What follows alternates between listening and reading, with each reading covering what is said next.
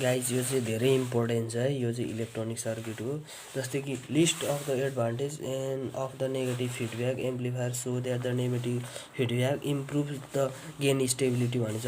The negative feedback reduce the gain about the it has any advantage of the frequently use the amplifier circuit and advantage and negative feedback. एकदमै यो चाहिँ frequently use गर्ने चाहिँ एकदमै important छ music सर्किटमा। जस्तै के भन्छ, it increase the stability, it increase the gain stability चाहिँ यसले चाहिँ गेन स्टेबिलिटी बढाउँछ। AF is equal to A by 1 plus beta A हुन्छ। त्यो भने पछाडि 1 प्लस बिटा ए भने पछाडि बिटा ए चाहिँ greater than most greater than 1 हुन्छ। त्यही भएको कारणले AF is equal to 1 by beta मात्रै हुन्छ। The non linear distortion reduce by a factor 1 plus beta A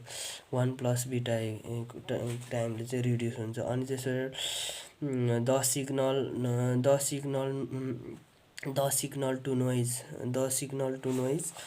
signal to noise improve ratio क्या the signal to noise ratio is improve क्या।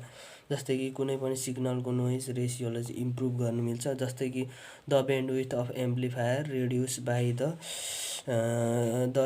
Bandwidth of amplifier is extended by the approximately 1 plus beta A. The bandwidth of amplifier is extended approximately 1 plus beta A टाइम्सले चाहिँ यो चाहिँ के हुन्छ भने पछाडि बढ्छ, एक्सटेन्ड हुन्छ।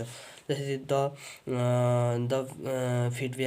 The frequently distortion of the frequency distortion is reduce with negative फिडब्याकसँग नै त्यो हुन्छ। अनि त्यसरी नेगेटिभ फिडब्याकको सल्भ गर्ने तरिका भने चाहिँ कसरी गर्न सकिन्छ भने यहाँबाट हेर्दाखेरि चाहिँ डिफ्रेन्सिएट गर्ने क्या 1 बाई एएफलाई चाहिँ ए को रेस्पेक्टमा चाहिँ यसलाई चाहिँ आफ्टर फिडब्याकलाई चाहिँ ए को रेस्पेक्टमा चाहिँ डिफ्रेन्सिएट कसरी गर्ने भन्दाखेरि यो क्वेसन रुल हालेर चाहिँ युज गर्ने।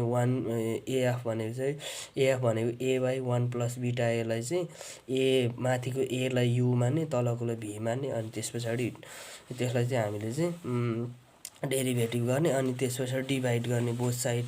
एएफले लास्टमा चाहिँ डिभाइड गरिसके पछाडि एएफको भ्यालु चाहिँ यति आउँछ क्या। एएफ भने पछाडि यसरी चाहिँ हामीले गर्नुहुन्छ। यो डेरिभेसन नै हो। Thank you everyone.